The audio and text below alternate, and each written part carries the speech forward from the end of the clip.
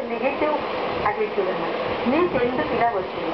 నువ్వు ఇంతసేపు పొద్దున్నే నుంచి సాయంత్రం దాకా పిల్లలు స్కూల్లో వచ్చిన తర్వాత ఇమీడియట్గా వచ్చి నువ్వు ఇంత టైం వేస్ట్ చేస్తున్నావు కదా, ఇలా ఎందుకు చదవచ్చు కదా, ఇంకొంచెం ఎక్స్ట్రా చేయొచ్చు కదా, నువ్వు వాళ్ళతో ఎందుకు మాట్లాడుతున్నావు, వీళ్ళతో బయటకు ఎందుకు వెళ్తున్నావు, ఫోన్లో ఎక్కువ ఎందుకు మాట్లాడుతున్నావు, ఈ సెన్స్ ఆఫ్ ఫీల్ వచ్చినప్పుడు ఎంత అంటే ఇది ఎలా వచ్చిందంటే ఇట్స్ లైక్ నెగటివ్ అట్మాస్ఫియర్ లాగా.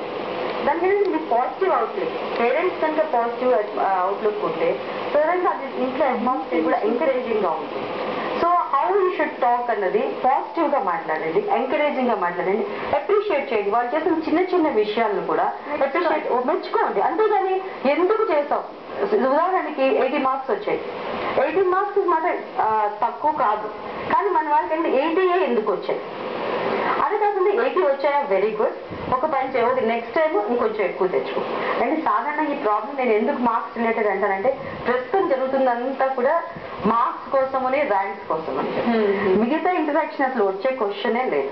పిల్లలు మామూలుగా ఎప్పుడైతే తల్లిదండ్రులు మా మాట వినరు అనుకుంటారో దూరంగా పారిపోవడానికి వాళ్ళ ఫ్రెండ్స్ తో ఆడుకోవడానికి ఎక్కువ సమయం కేటాయిస్తారు. ఫ్రెండ్స్ తో ఒక రకంగా కరెక్టే, ఫ్రెండ్స్ తో ఆడుకునేంత వరకు కరెక్టే, కానీ ఇప్పుడు ఏమవుతుందంటే ఫ్రెండ్స్ తో ఆడుకునే దానికన్నా స్టేజ్ వెరీ డిస్ట్రాక్టివ్ థాట్స్ ఎక్కువ అవుతున్నాయి మనకి. ఎందుకంటే నేను నాతో ఎలాగ వీళ్ళతో నేను కమ్యూనికేట్ చేయలేకపోతున్నాను కాబట్టి let me disturb me others. Actually లేదంటే స్కూల్లో అవ్వచ్చు, కాలేజ్లో అవ్వచ్చు, సో మచ్ ఆఫ్ వైలెన్స్. ఇప్పుడు ఇది కూడా వీళ్ళే పిల్లలు బయటకు వెళ్ళి డిస్ట్రాక్టివ్ గా తయారవ్వచ్చు.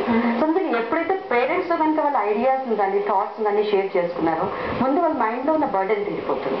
సో ఆ తర్వాత ఏంటంటే చైల్డ్ ఒక ఫ్రీ అట్మాస్ఫియర్ లో పెరుగుతాడు కాబట్టి it will become a very good citizen.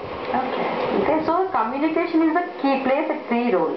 Right. So ఎందుకు, ఏమిటి, ఎలా, ఎప్పుడు, ఇవి గనక ప్రతి పేరెంట్ చిన్నప్పటి నుంచి అది టీనేజ్ వచ్చిన తర్వాత ఇవి ఇంప్లిమెంట్ చేద్దాం కాకుండా చాలా చిన్నప్పటి నుంచి వాళ్ళ ఏజ్ ప్రాక్టీస్ చేస్తే, అంటే ప్రాక్టీస్ చేయడానికి మీరేమీ దీనికోసం కోర్సులు అటెండ్ అవ్వక్కర్లేదు. ఎందుకంటే మన చిన్నప్పుడు మా పేరెంట్స్ మనతో ఎలా మాట్లాడో అదొక్కసారి గుర్తు తెచ్చుకుని అదే రోజుకు ఒక 10 నిమిషాలు కనుక మీ చైల్డ్ కనుక స్పేర్ చేయగలిగితే మీ బాబుతో మీకు ఏ ప్రాబ్లం ఉండదు. ఇన్ ఫ్యూచర్ లో మీరు ఒక స్టేజ్కి వచ్చిన తర్వాత మీ చైల్డ్ ఐ థింక్ 20 years దాటిన తర్వాత ఎవ్రీ చైల్డ్ నాకు ఇంకా పేరెంట్స్ అక్కర్లేదు, I can manage my self అనుకుంటారు.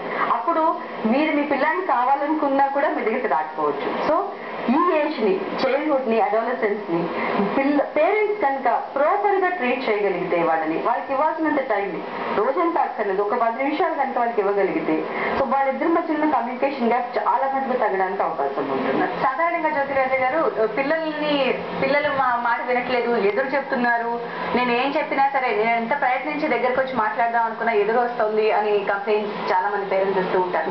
అలాంటి వాళ్ళకి ఏం మీరు ఇచ్చే సమాధానం? ఇక్కడ ఎదురు చెప్పడం అని కాదండి, వీళ్ళు ఎలా అవుతుందంటే వాళ్ళకి సగం ఒక టైంలో పిల్లలకి వాళ్ళ అవసరం ఉంటుంది.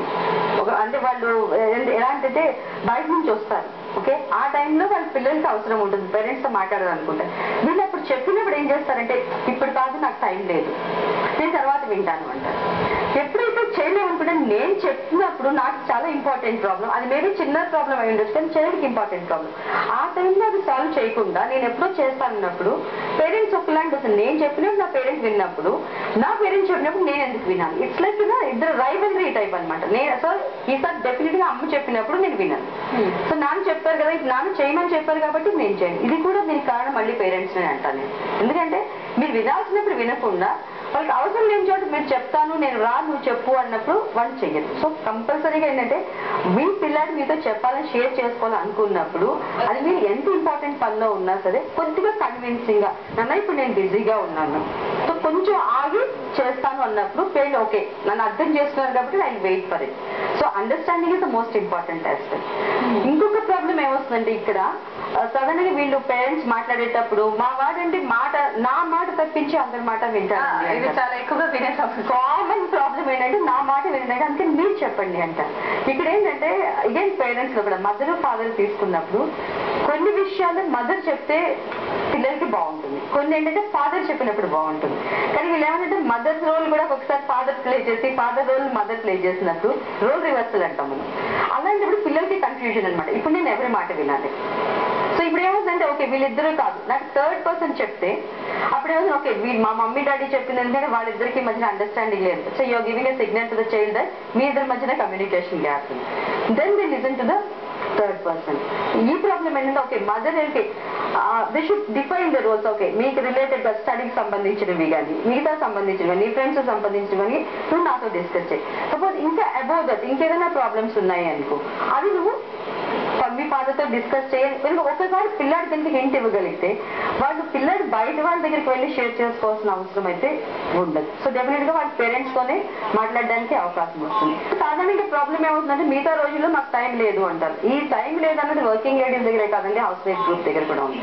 ఎందుకంటే వాళ్ళు పొద్దు నుంచి సాయంత్రం దాకా ఇంట్లో ఉన్నా కూడా వాళ్ళు వర్క్ వాళ్ళు చేసుకుంటుంటారు.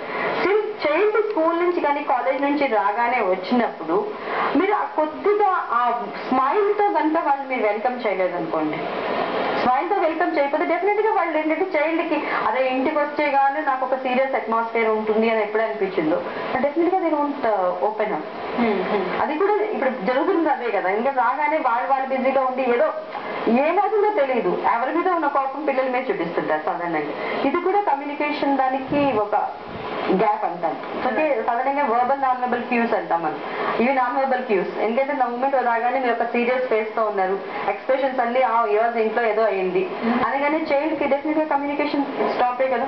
అండ్ నెక్స్ట్ థింగ్ అమ్మ మాట్లాడితే ఏమొస్తుందో అందుకని better I don't stop. Okay so definite గా will go out for something else.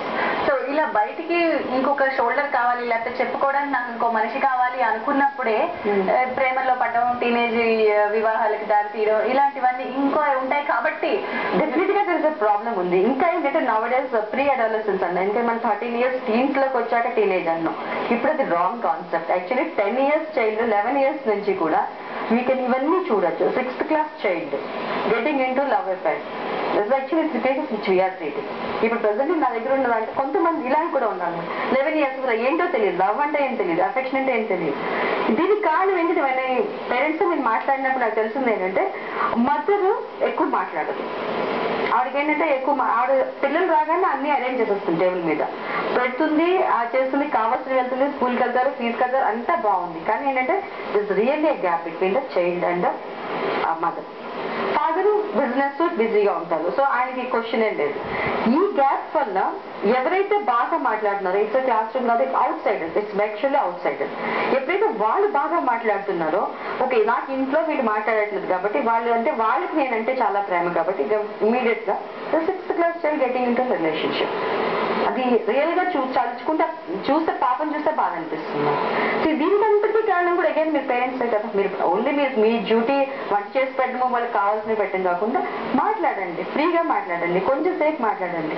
So అది కూడా ఎంక్వైరీగా మాట్లాడకండి, సింపుల్ గా హాయిగా మాట్లాడుకుంటే చాలా మటుకు ప్రాబ్లమ్స్ సాల్వ్ చేసుకోవచ్చు. ప్రెసెంట్ ఉన్న టీనేజ్ ప్రాబ్లమ్స్ అన్ని కూడా సాల్వ్ చేసుకోవడానికి ఉంటుంది. Thank you